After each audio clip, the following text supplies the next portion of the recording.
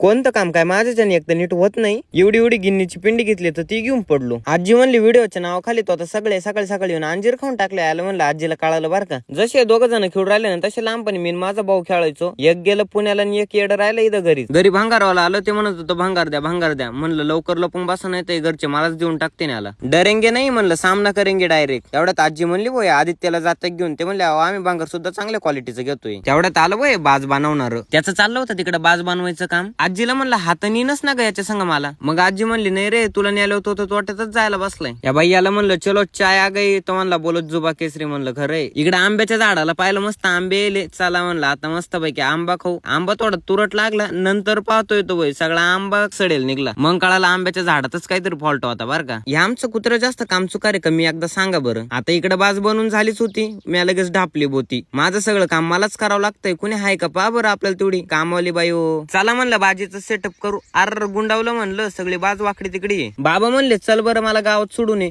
सगळे माझ्या गाडीवर बसायला घाबरत. बाबा कस का नाही घाबरते गाड्या. बाबांसमोर अजून उलटून नाही ना पडलो म्हणूनच. इकडं कोण लपून एकटं खातंय काय नो आम्हाला देती सुद्धा नाही राव. आणि ज्यांनी मला फॉलो केलंय ना ते माझे फॉलोवर नाही डायरेक्ट लंगोटी यार रे बर का. थँक्यू फॉलो केल्याबद्दल.